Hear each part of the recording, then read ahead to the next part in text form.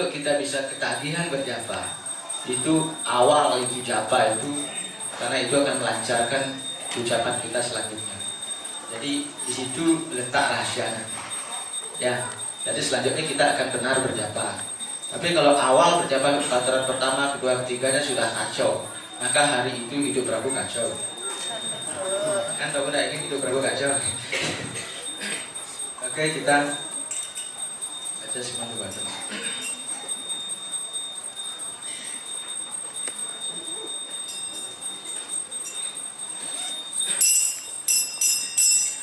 Jaya Radha Madhava Jaya Kunja Bihari Jaya Radha Madhava Jaya Kunja Bihari Gopi Jana Vallabha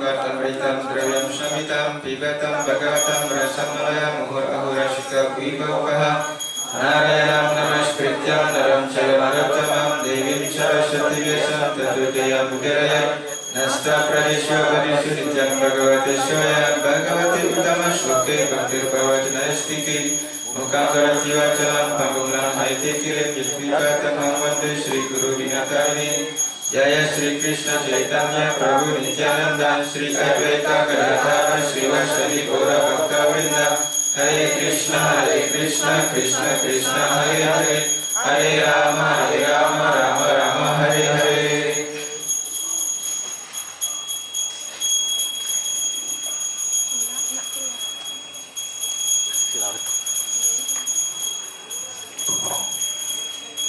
Srimad Bhagavatam skanda 1 bab 3 ayat 44. Tatra kita yato vipra vipra serburite jasa aham cadyagamam tatra vivistastat anugraha soham wasravayishyami yata itam yata mati. Saya lanjut aja karena kita waktu terbatas. Tatra di sana kita yataha sambil membacakan Vipraha wahai para brahmana, Vipra Rsi sang brahmana Rsi yang agung, Puri sangat, Jasaha perkasa, Aham saya, Ca juga, Adyagamam dapat mengerti, Tatra dalam pertemuan tersebut, Vivista karena memperhatikan dengan seksama, Tat anugraha atas karunia-Nya, Saham hal tersebut, Aham saya, Waham kepada kalian, Srawisyami akan memperdengarkannya kepada kalian, Yatha aditam yatha mati sejauh yang saya insapi. Artinya, wahai brahmana terpelajar, pada saat Sukadewa Goswami menyampaikan Srimad Bhagavatam di sana di hadapan Maharaj Pariksit, saya mendengarkan penuh perhatian. Dengan demikian berkat karunia-Nya saya telah belajar Bhagavatam dari orang suci yang agung, dari orang suci agung dan penuh kekuatan itu. Sekarang saya mencoba menyampaikan untuk Anda dengarkan hal yang sama persis sebagaimana telah saya pelajari dari beliau dan sebagaimana telah saya imsapi. Penjelasan Srila Prabhupada Ki. Dipastikan bahwa orang dapat melihat langsung kehadiran Tuhan Sri Krishna di halaman-halaman Bhagavad Gita jika telah mendengarkan dari insan mulia yang telah mengisapi identitas diri seperti Sukadewa Goswami. Akan tetapi Bhagavatam tidak dapat dipelajari dari guru palsu, penceramah bayaran yang hidupnya hanya untuk mengumpulkan uang dengan membacakan Bhagavatam lalu untuk kesenangan seks. Tidak seorang pun yang dapat mengerti Srimad Bhagavatam jika bergaul dengan orang yang sibuk dalam hubungan seks seperti itu.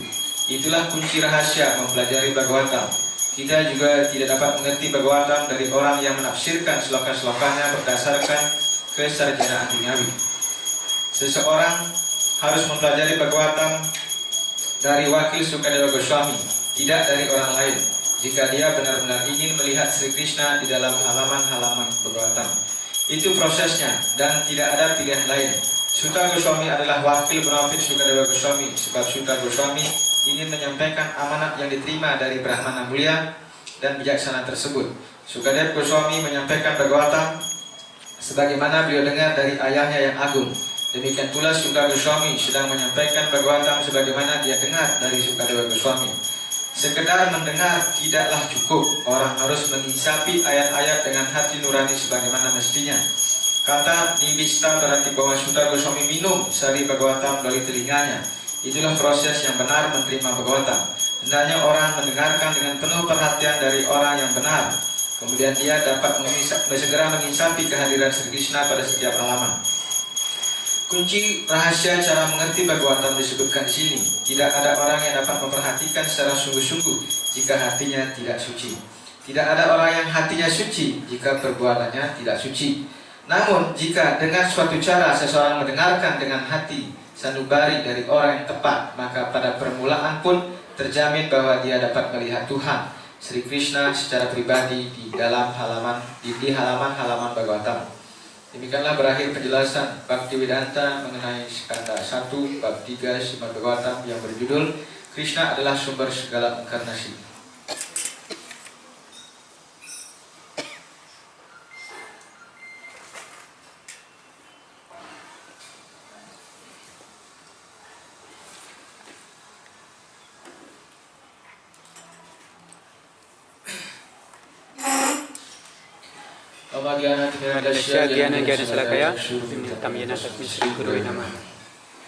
Jadi kita ketahui bersama bahwa Weda itu sangat luas sekali. Weda berasal dari kata widya yang artinya untuk mengetahui, sehingga berubah menjadi widya atau pengetahuan. Jadi Weda yang menurut bahkan Weda yang formal itu disebutkan dalam Manawa Dharma Sastra bahwa Weda adalah Sruti dan Smrti. Sering kita jelaskan. Jadi Sruti dan Smrti adalah Weda. Demikian bukan hanya Sruti saja, bukan hanya Smrti saja. Dan demikian, kemudian ada Arpanastuti, kemudian ada yang disebut dengan sila dan acara. Dan demikian, jadi semua sila dan acara, sila tingkah laku orang suci, acara adalah tradisi yang ada, kemudian Arpanastuti adalah hasil renungan orang-orang suci, itu tidak boleh bertentangan dengan Sruti dan Smrti. Oleh karena itu Rupa Goswami mengatakan Sruti Smrti Puranati Pancara Trika Vidimina Aikan Tiki Harir Batir Upataiwa Kaupati. Artinya adalah bahwa suatu pengetahuan atau praktek keagamaan yang tidak mengikuti Sruti, tidak mengikuti Smrti, tidak mengikuti Purana, Pancara Trika Vidi, maka akan menjadi gangguan dalam masyarakat. Nah, inilah fondasi dasar kita dalam praktek suatu keagamaan ataupun belajar spiritual. Karena Weda Kilo Dharma Mulam, kebenaran bersumber dari Weda. Nah, sekarang ini di zaman Kaliuga tentu saja dari zaman-zaman dulu banyak orang membuyur tentang Weda. Weda itu dongeng lah, Weda itu buatan manusia lah. Seperti itu. Karena mereka wajar tidak mengetahui bahwa Weda itu adalah apurusya. Weda tidak ditulis oleh manusia biasa. Nah, di zaman-zaman dulu Weda itu sangat ketat dipraktekkan. Weda itu adalah pengetahuan yang sebelum ada ciptaan sudah ada. Demikian sehingga pengetahuan Weda itu mencakup seluruh alam semesta, mencakup Satya, Treta, Dwapara dan Kali Yuga. Nah, demikianlah oleh karena itu kalau kita tidak mengikuti garis perguruan parampara dalam mengerti Weda, maka kita akan tersesat dari segi permula. Ya kan? Permula zaman Satya kita praktekkan di zaman Kali Yuga. Jadi itu bisa keblinger kita, kebalik sehingga tidak mencapai tujuan. Dan demikian kita harus mengerti di zaman apa suatu ajaran dharma tertentu itu di cara mencapai dharma itu dipraktekkan. Karena di dalam sastra disebutkan bahwa pada zaman Satya itu lebih dominan dipraktekkan Caturveda. Ya, seperti itu. Jalan spiritual itu pedomanlah kebanyakan Caturveda. Nah, kemudian karena tujuan Weda secara umum adalah Catur Purusa Artha. Dharma arti kamu moksa. Demikian. Kemudian zaman Treta juga dipraktekkan lebih banyak itu Smrti, ajaran Smrti. Ini baik itu Sruti maupun Smrti itu kebrahmanaan itu sangat ketat sekali peraturan. Demikian. Jadi seorang brahmana itu sulit, tidak boleh bisnis. Ya kan, mata pencariannya adalah ya dari Daksina, kemudian dari Munuh. Itu profesi seorang brahmana. Jadi kalau ada orang padi mani padi jago selesai itu dia datang ke sana, sisa-sisanya itu dia boleh ambil. Seperti itu. Tahu mau gitu? Ijo mudah jadi cari-cari. Ya kan? Jadi itulah praktek brahmana. Kalau dia tidak dapat makanan hari itu dia puasa. Kalau ada yang beri syukur. Kalau nggak ada yang beri, udah mereka sekeluarga puasa. Termasuk anak-anak juga puasa. Demikian. Jadi itulah kebrahmanaan. Salah satu mata pencarian kebrahmanaan kalau bisa dibilang mata pencarian. Jadi hidupnya sederhana, tiap hari baca Weda terus, ya kan? Kita sudah tahu kita panah tiap hari baca buat kita sudah istrinya marah-marah. Memang buat kita bisa makan gitu ya. Nah kalau sudah emosi seperti itu, nah demikian. Jadi itu kebrahmanaan, sehingga itu memang mereka bisa ikuti. Yang ikut yagya itu di Hotra apalagi waktu itu tidak sembarang orang. Bahkan wanita Tanggulang harus di rumahnya, tidak boleh melihat api suci, melihat aja nggak boleh. Itu apalagi hadir di sana, apalagi ikut suha-suha, tidak boleh sama sekali. Ya kan, brahmana saja dan satria, Wesya, Sudra dan No menghadiri aja tidak bisa. Nah demikian. Jadi masing-masing punya tugas kewajiban. Kemudian zaman Satya ternyata Dwapara juga itu praktek sepurana. Purana lebih banyak dipraktekkan. Ya, pemujaan arca. Sehingga kita kemudian aturan-aturan Purana itu yang benar itu sangat ketat sekali. Misalnya puasa Ekadasi. Dari umur 8 tahun sampai umur tua, umur 84 tahun diwajibkan untuk begadang. Makanya kalau baju, makanya penyebab kadang-kadang kacau. Kacaunya kenapa? Karena zaman sudah canggih. Prabhupada sudah menetapkan aturan standar yang sederhana. Tapi kadang-kadang penyebab baca di Brahma Wirata Purana, Bhaviswa Purana, Padma Purana. Sana mereka banyak ekadasi berdiri begadang, puasa penuh, saya makan, saya minum. Ya kan? Itulah karena kita tidak menerima dari garis perguruan, kita spekulasi. Sehingga pada zaman dulu pun banyak penyembah yang praktek begadang. Di tempel begadang, puasa penuh begadang, bayangkan dosa. Ya, setelah begadang, malah tetap 3 hari tidur. Nah kan, hasil tempel tertelantar. Seperti itu. Jadi karena itu praktek zaman Purana, zaman Dwapara juga. Semua memang begadang. Puasa penuh, begadang, nyanyi terus, kirtan terus sampai pagi. Seperti itu. Jadi kalau itu bisa dipraktekkan dengan puasa ekadasi saja, semua orang masuk Waikunta. Sehingga pada zaman itu ada raja yang suci sekali dan semua penduduknya masuk Waikunta. Dewa Yama nganggur. Ya kan, beli dari bedara. Ya kan, siapa gaya beli? Kamu gaya berseliu pusing nggak sih? Ya kan, sehingga ya seperti itulah. Sehingga dikirimlah ciptaan Brahma untuk menggoda raja itu agar tidak mengikuti ekadasi. Jadi itu ceritanya panjang. Raja Dharmakada. Yang demikian. Jadi akhirnya goyah rajanya, masyarakatnya juga mulai mengurangi ikut ekadasi. Nah, setelah zaman Kali, dengan orang tidak ikut ekadasi, orang lagi makan dosa banyak, sehingga jalan tol ke neraka dibuka lagi. Nah, demikian banyak orang masuk neraka lagi. Nah, zaman Kali juga sekarang kita tidak mengikuti praktek Purana itu sepenuhnya. Ya kan, karena kualifikasi kita. Di zaman Kali juga disebutkan dalam Skanda Purana, kalau Sudra Sambawaha, kita ini lahirnya kelekat di jinnya, pokoknya kualitas Sudra. Bahwa di bawah Sudra. Di bawah Sudra itu apa? Sudah Sudra itu sudah tidak bisa ikut dia. Baik itu Bhagavata Yagya, baik itu Dhyana Yagya, baik itu Japa Yagya, baik itu Agnihotra, tidak bisa ikut menurut aturan seperti menurut aturan Purana. Purana yang itu ya. Karena ada banyak Purana. Menurut aturan Weda Sruti apalagi. Demikian. Sehingga zaman Kali juga orang-orang itu tertutup jalan kerohaniannya. Sedangkan orang bukan Sudra. Di bawah Sudra itu Candala, Mlecha, Yawana. Benar tak? Candala makan bijijing. Ya kan, bijijing tetangga lewat Bang Raju Portas. Jadi sampai. Kemudian Pegede Bayune. Ya kan, seperti itu kan. Biasanya banyak sekali satria seperti itu.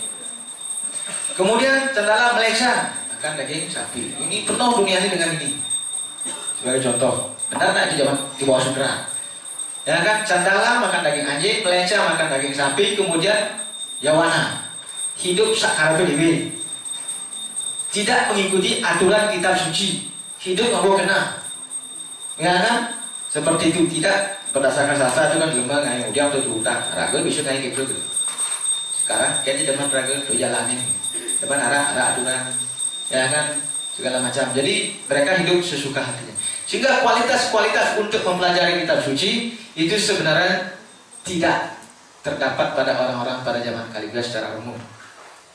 Tetapi Tuhan baik sekali sehingga pada zaman Kaliuga ini ya diberikanlah suatu kitab yang membuat siapapun bisa ikut, yaitu disebut dengan Panca-Ratrika Widi dan Bhagavata Widi.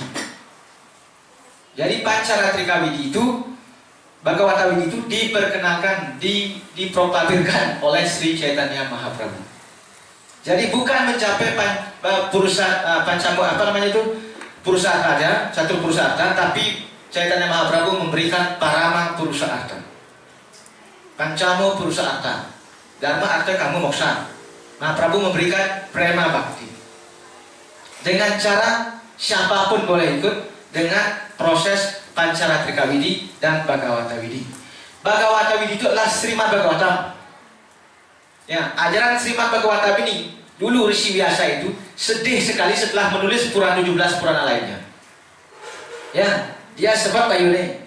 Dia menyesal karena sudah menyesatkan banyak masyarakat. Kenapa saya menyebutkan banyak Tuhan di Purana? Yang nace masyarakat itu pasti pengal. Saya aja sinteman gitu. Saya sedih. Katalah Rishi Narada, karena Anda belum menyampaikan Tuhan yang original, yang asli. Sampaikanlah Srimad Bhagavatam. Demikian. Oleh karena itulah Vyasadeva menulis Srimad Bhagavatam sebagai penjelasan dari Vedanta Sutra. Vedanta Sutra itulah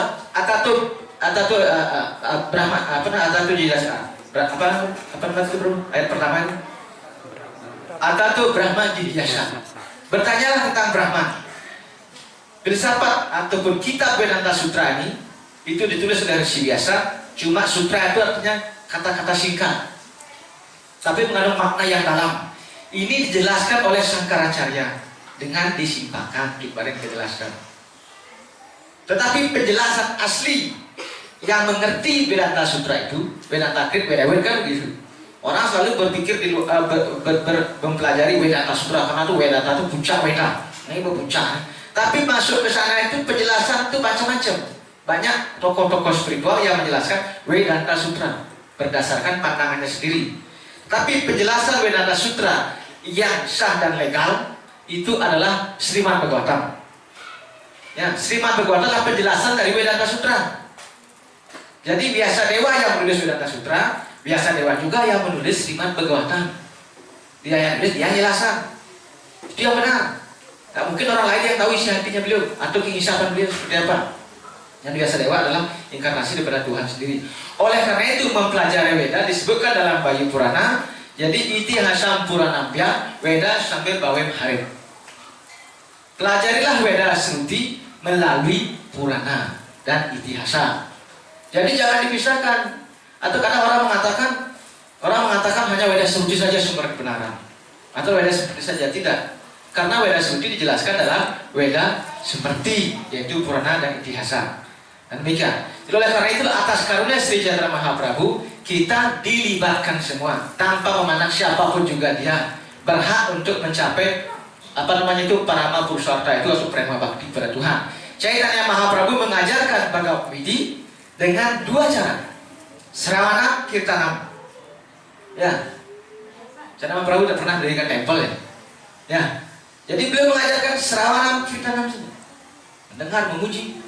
Hanya beliau nyanyi terus, ucapkan nama suci Mahamantra Hare Krishna. Kemudian beliau akhirnya memerintahkan kepada Srila Rupa Goswami dan Srila Gopal Bhatta Goswami untuk menjelaskan Pancaratrika-Widi yang terdiri dari 200 cabang tantrik. Jangan khawatir kalau tidak kurang ilmu gitu. Ya kan? Beliau itu Waisnawa yang agung. Siapa Rupa Goswami? Rupa Goswami adalah Rupa Manjari, asisten pribadi Srimati Radharani. Ya, kalau saya suaminya Radharani Dewi-Dasi. Ya, asisten pribadi Srimati Radharani adalah Manjari, khusus melayani Radharani. Radharani adalah salah satu sumber guru. Ada dua sumber guru. Satu Srimati Radharani, satu Balaram. Semua guru datang dari dua jalur ini. Tidak Gopa ya kopi. Otoritasnya Prabu beruntung langsung ke Golokan. Gurunya dari Golokan Vrindavan. Ya, Golok kira preman dengan nama Krishna Sankirtan. Jadi Mahamantra juga datang dari Goloka Vrindavan.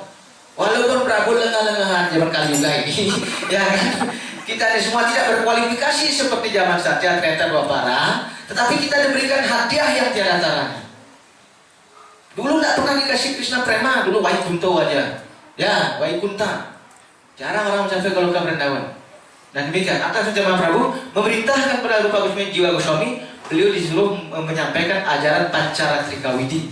Setelah Srawanam Kirtana ada Arcanam, pemujaan arca, ritual homayagya yang kita lakukan, kemudian doa yang kita panjatkan. Itu semua Pancaratrika-Widi oleh Rupa Goswami dan Srila Gopal Bhatta Goswami. Sehingga itu semuanya selaras tercantum dalam Srimad Bhagavatam sebagai 9 proses bakti.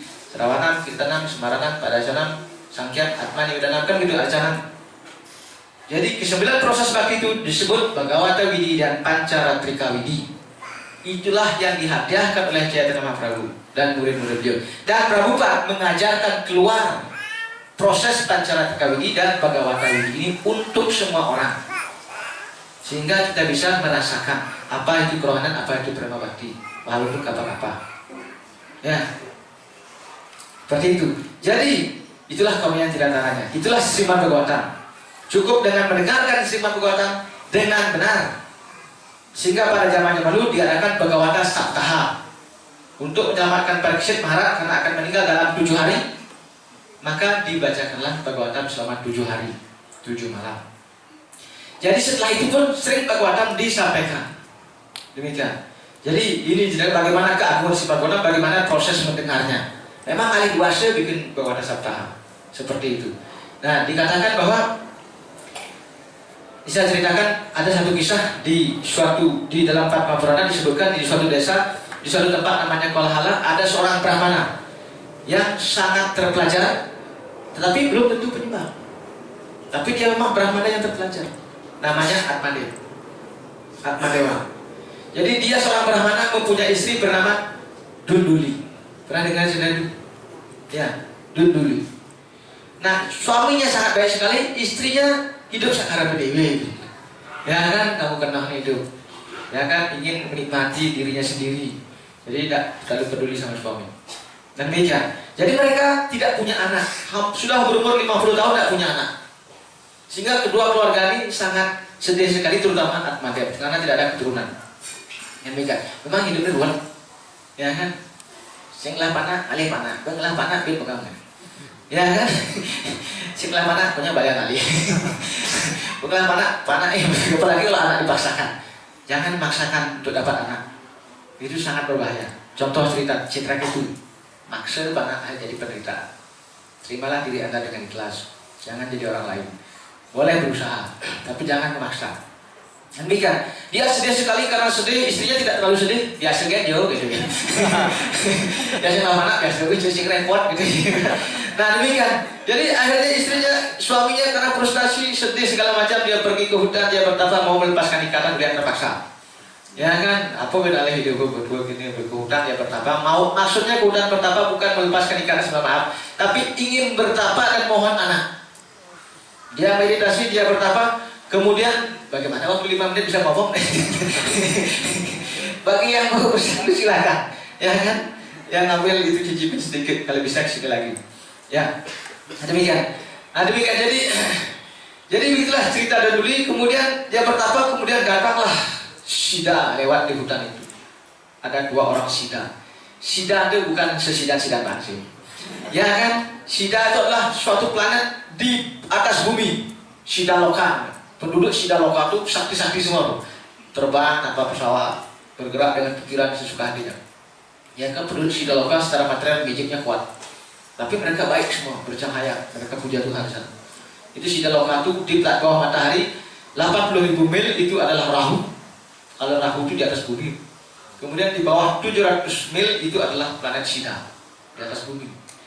Sida Loka itu bagian dari surga, tapi bukan surga indra. Itu Sida Loka. Jadi datang ke sana. Kemudian dia melihat Brahmana itu karena dengan feelingnya dia, dengan perasaannya dia, dengan kesaktian dia bisa melihat bahwa Brahmana ini orang baik. Atmadewa ini orang baik. Kemudian didatangi, kenapa Anda bersedih? Seperti wajahnya menjerat kesedihan. Apa yang saya cari dalam hidup ini, saya tidak punya anak. Keturunan saya putus. Seperti itu. Kemudian dia membaca garis keningnya. Nah, di sini ada garis gurat-guratan yang saya juga bisa baca, ya. Ya, nanti Prabu hati-hati saya baca. Guratan-guratan kening dan garis tangan dilihat. Sida itu melihat 7 kali kelahiranmu yang akan datang kamu tidak akan punya anak. Ya kan, 7 kelahiran dari sekarang sampai 7 kelahiran ke depannya kamu memang ditakdirkan untuk tidak punya anak. Karena karma itu gitu loh. Ironis, saya ngerti kan. Karena apa? Karena 100 kali penjelmaan lah mempengaruhi kita. Jadi kalian mau buah, jadi kalian sing. Yang dia ngatur buah ini belum kan buah. Ya jelek diabaikan. Tapi tak begitu. 7 kelahiran ke depannya kamu tidak akan punya anak. Dan dia tambah sedih lagi. Waktu Sida, engkau kan seorang Sida, beri saya kekuatan, rubahlah hidup saya. Biar saya punya anak. Kengken aja caranya. Karma bisa dirubah. Don't worry, orang suci bisa berubah karma. Ya kan, karena orang suci memberikan powernya dia, baktinya dia untuk bisa merubah karma. Tapi, kenapa Anda semangat sekali punya anak? Anda sudah tahu cerita Citra itu. Dia punya anak 1 dan jadi penderitaan. Dia menikah 10.000 kali. Bukan 1, 2, 3, 4, 5, 10 istri. 10.000 istri loh.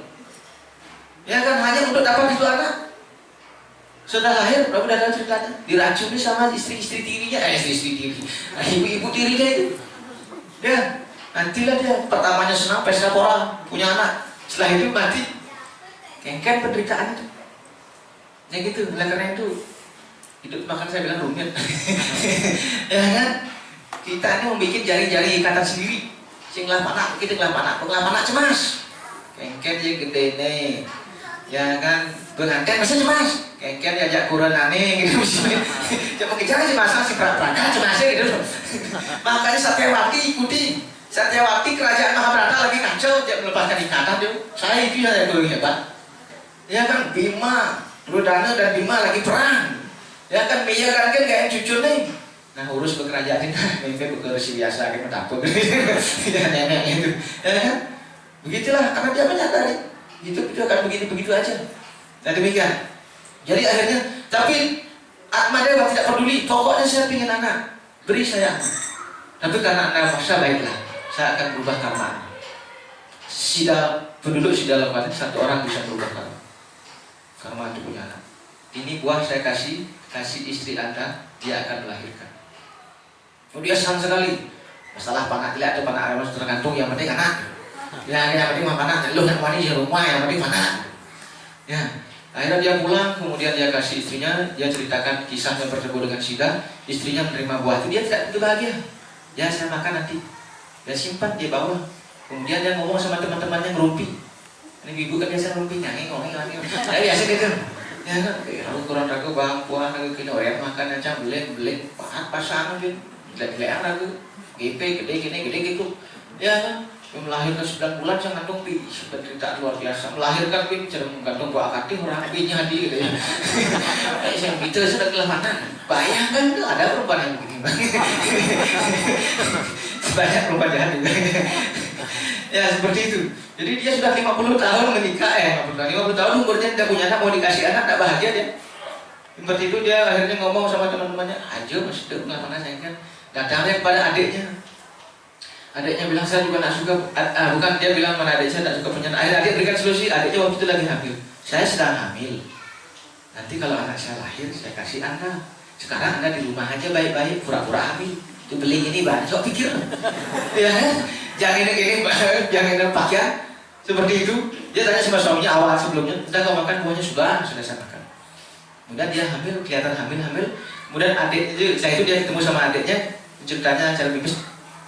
Dia ketemu sama adiknya, kemudian adiknya bilang, saya hamil, nanti anak saya kasih anda, saya kasih nanti kakak sebagai anak anda. Sekarang buah ini kita buang aja, kita tes aja sapinya, sapi kita kasih makan buahnya, aja sih itu, gitu. Dua itu otaknya batu. Ya kan seperti itu. Jadi akhirnya dikasih sapi buah itu, dan dia pura-pura hamil pulang. Dan singkat ceritanya, ya akhirnya kemudian adiknya melahirkan langsung dibawa ke kakaknya, dan kakak juga pura-pura hamil. Coba pikirkan dia melahirkan tanpa sepengetahuan suaminya. Tiba-tiba dia bilang, Prabu saya sudah melahirkan, ini anaknya. Suaminya percaya aja gitu. Karena sedang kelekaran, kayaknya asalnya kelekaran, kayaknya situasi ini tidak tahu, dia tiba-tiba ada lahir, syukurlah gitu. Sehat anaknya lagi. Yang demikian. Kemudian 3 bulan kemudian, wah jadi sebelum saya lahir sudah di pesta besar. Penduduk di sana itu senang sekali. Atmadewa punya anak, sekian lama punya anak, kita berikan ucapan selamat segala macam lah.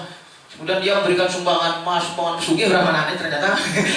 Jangan anggap Brahmana tiwas-tiwas. Ada juga Brahmana yang kaya, dia nyumbangkan sapi, hiasan emas segala macam pada penduduk. Demikian, saking senangnya. Kemudian 3 bulan kemudian sapinya lekar apa nak? Ya kan? Sapi melahirkan anak manusia. Penduduk kalau sekarang melahirkan itu kan mau mencari gede. Ya kan? Kalau zaman dulu tuh beruntung sapinya aja lekar aja lebo, ayam beruntungnya padat. Ya kan? Tapi karena kupingnya jadi kuping sapi, lebar gini, lebar, maka diberikan nama Gokarna. Karena kuping go sapi, kuping sapi. Allah gimana? Ya kan? Nah, dan kedua anak ini dipelihara oleh keluarga Atmadewa. Dan demikian. Nah, mereka berkembang pesat, kemudian besar, beberapa umurnya kemudian setelah dewasa. Nah, mereka mempunyai karakter yang bertolak belakang. Anak Dunduli dari adiknya ini itu diberikan nama Dundukarin. Dundukarin namanya. Karakternya sangat jahat sekali. Pada waktu dia masih anak-anak sedang bermain tuh bisa cemplungan ke sumur nih ya. Berasa nih, pakaian ini merampok, mencuri. Ya sekali. Dia suka berjudi seperti itu. Nah demikianlah, sedangkan Gokarna sangat tekun belajar judi, terpelajar, berwibawa, karisma, kemudian memang penuh pengetahuan. Karena ini anak berkah dari Sida, ya kan, berkah dari Sida Loka. Nah demikian. Jadi demikianlah mereka berkembang dengan karakter yang bertolak belakang. Kemudian Gokarna tekun bertapa meditasi, kemudian duduk menghawur-hawurkan harta bapaknya. Kemudian bapaknya sangat menderita sekali. Dia datang pada bapak Jendukari suatu hari, "Bapak, mana uang? Mana kekayaan? Dijengkau bang warisan ini. Sertifikat aja kadang-kadang. Tidak perlu kadang. Ya kan, Pak nak mau bapak seperti itu kan ngintip warisan kan tidak perlu doa bapak nek kan mati membaca buku Cino." Ya kan ngentok-ngentok kan ini nggak rumah nang aja gitu ya. Ya begitulah fenomena kehidupan dari nak tua itu sebagai wah Prabu kan ketua manis sih. Mudah-mudahan anak-anak kita begitu. Ya kan hargailah orang tua itu sampai sing makan kan dengan panak itu. Tapi begitu dia besar karena pengaruh banyak, pengaruh mantu lah, pengaruh mungkin macam-macam. Ya kan seperti itulah kehidupan. Jadi lah panak jahat apalagi perangkat ngintip warisan kan kekayaan bapakku tuh, pesta bapakku tuh gitu. Ya utang sih tak konangan. Udah aku nerima utang, ada nak nerima utang? Warisan sih ada nerima utang. Warisan itu adalah sesuatu yang bisa aku nikmati gitu ya. Nah begitu, jadi seperti itulah keadaannya. Dia stres melihat anaknya semua kekayaannya habis. Dan anaknya tidak berhenti jahat, banyak penduduk yang komplain. Nasib nih luang guys, setangkap mereka, setangkap berisi. Ya kan? Akhirnya apa yang terjadi? Kemudian bapaknya frustasi. Kan sudah dibilang sama Sida, penduduk dari Sida Loka, anak ini kau memaksa untuk punya anak, kau berikan, akhirnya kau penderita. Padahal bukan anak kandungnya sebenarnya, tapi karena ada penipuan di situ. Bagaimana dia menderita dan dianggap itu anaknya.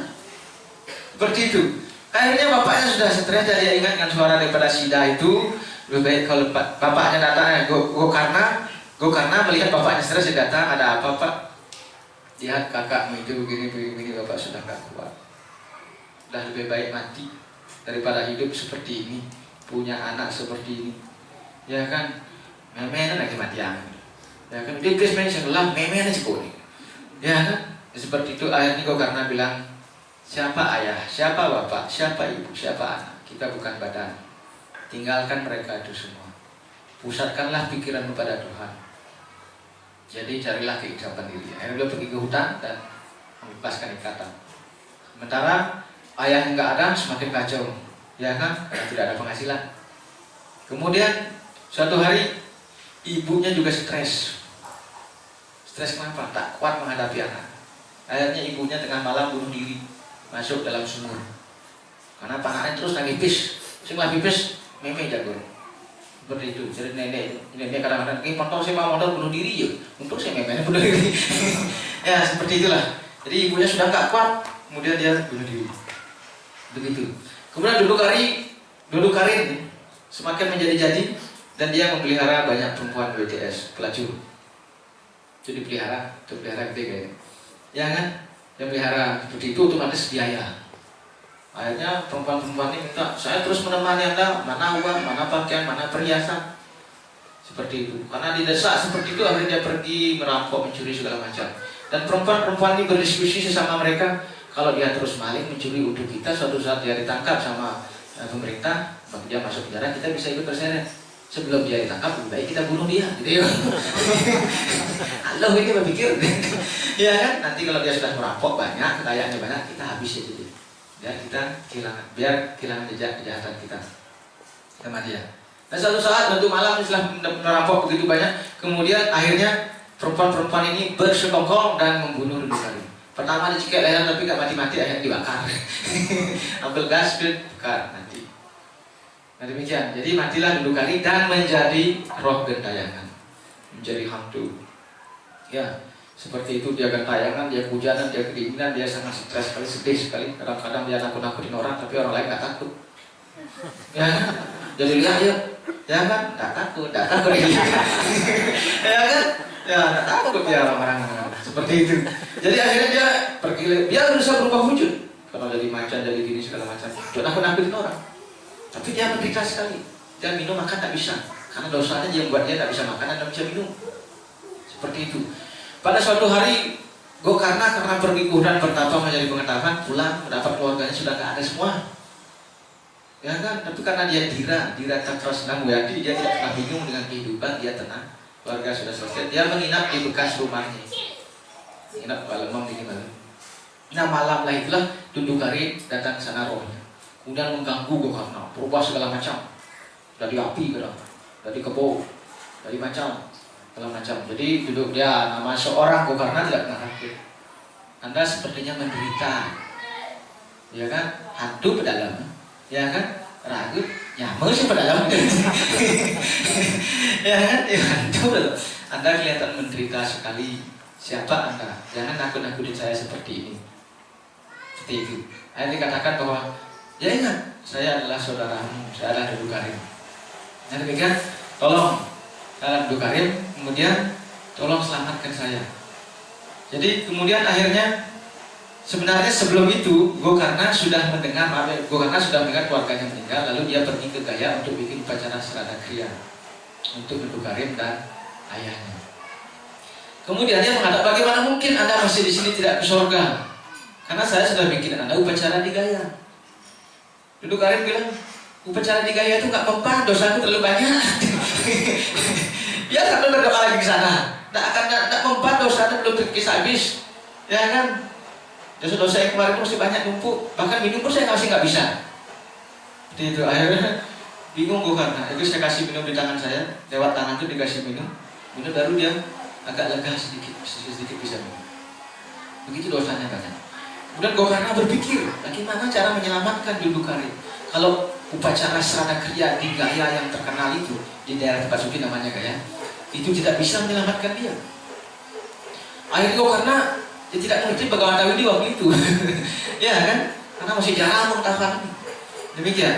Jadi akhirnya beliau bertanya pada semua Brahmin, gimana cara menyelamatkan orang yang dosanya seperti ini, bahkan serada kriya pun tidak bisa. Yang ada di Gaya. Brahmana itu bingung dia menjawab, ini pertanyaan tidak bisa dijawab. Ya kan? Akhirnya mereka semua puja matahari. Tuh, tanya pada Dewa Matahari sekarang. Mereka lakukan puja-puji pada matahari, matahari muncul. Dewa Matahari. Ya kan? Beliau menganjurkan bahwa hanya ada satu jalan, yaitu Bhagavata Saptaha, Gyana Yagya. Dengan menyampaikan Srimad Bhagavatam selama 7 hari, itu maka semua akan bisa diselesaikan. Akhirnya para Brahmana menyampaikan pada Gokarna. Gokarna akhirnya mengumpulkan semua orang bikin Bhagavata Saptaha. Diundang orang hadir, kemudian beliau sebagai penceramah, penyampainya, kirtanannya. Disampaikanlah itu setiap hari, dan Dudu Karim diundang secara pikiran. Kalau kita ya undang leluhur itu bisa diundang dengan bahasa sendiri. Roh yang bernama ini datanglah, seperti itu. Nah jadi diundang datang, Dudu Karim datang dengan dipanggil oleh Gokarna datang. Kemudian dia mencari, semua orang punya tempat duduk masing-masing. Para besi semua yang hadirin penduduk, baik yang waktu itu semua penduduk datang. Dan dikatakan sana waktu itu sudah zaman Kaliuga. Gokarna menyampaikan Srimad Bhagavatam 500 tahun setelah zaman Kali. Sedangkan Bhagavatam disampaikan kepada Parikshit Maharaj itu 300 tahun setelah zaman Kali. Suta Goswami menyampaikan Srimad Bhagavatam setelah 1000 tahun Parikshit berpulang. Jadi ini zaman Kali disampaikan. Dan ceritanya ini zaman Kaliuga, 500 setelah zaman Kali. Yang demikian. Dan demikianlah, jadi akhirnya disampaikan Bhagavatam. Kemudian Dudu Karim mencari tempat duduk di mana orang dia roh. Akhirnya dia masuk ke dalam bambu yang lawasnya 7. Kalau saya waktu di sana, Prabu, jangan harap Dudu Karim selamat. Saya potong jadi bambu antik.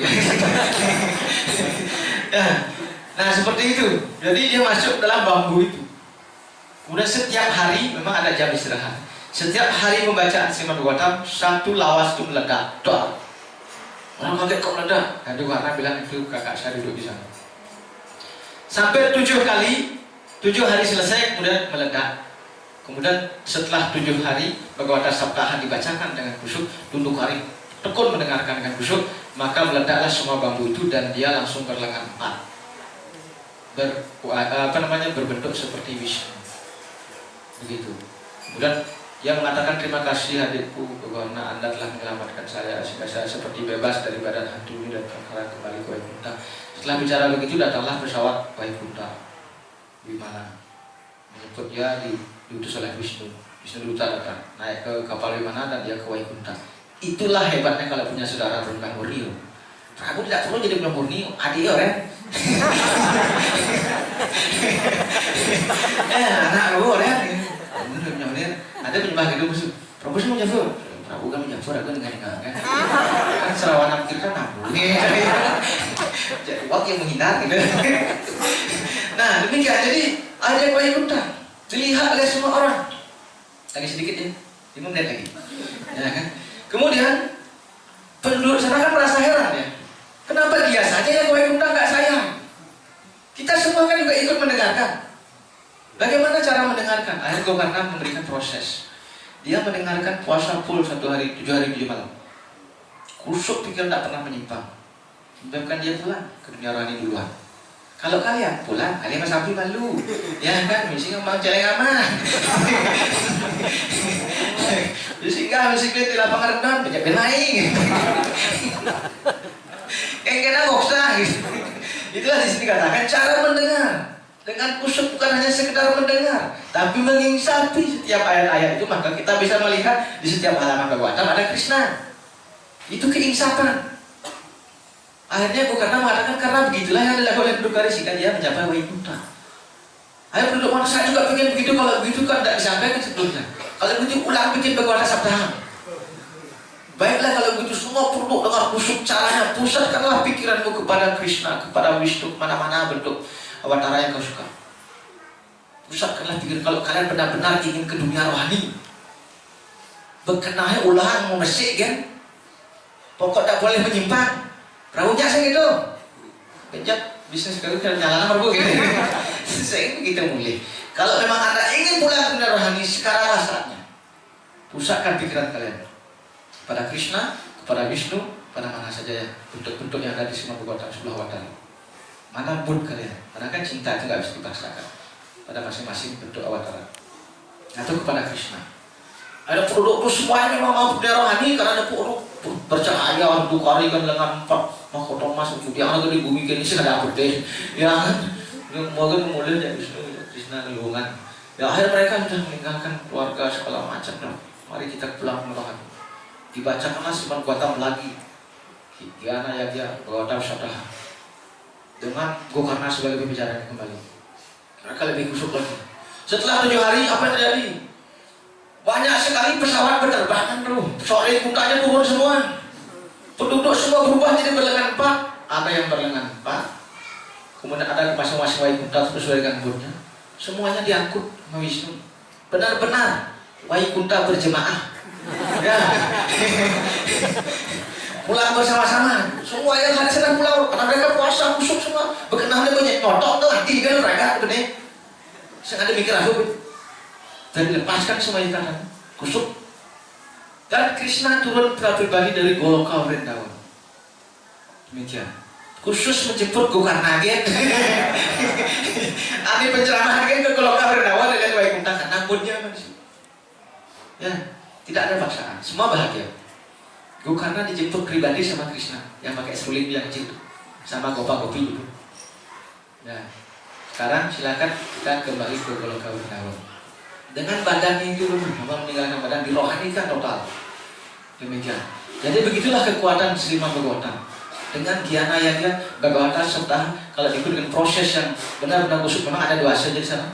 Dosa bulan ini, bulan Margasisra yang begini dilakukan caranya seperti ini. Seperti itu. Dan pendengar penceramahnya pun kalau semuanya tulus maka sama-sama kembali ke dunia rohani. Jadi kita diberikan Srimad Bhagavatam ini yang mampu mengantarkan Prabu ke dunia rohani. Jangan sia-siakan. Ya, seperti itu. Jadi yang memang kita tidak sebusuk mereka. Kalau Prabu ingin ke dunia rohani sudah dikasih tahu caranya. Jarang orang kasih tahu caranya moksa. Ya kan, maka ada dewa jadinya, resi jadinya, fitri jadinya. Tuh kan, sing ada moksayanya. Nih bu moksayanya ada nih. Nah seperti itu, maukah kita mengambil? Ya, silakan pikirkanlah hal itu. Mari kita bersama-sama. Semua berbagi, berbagi.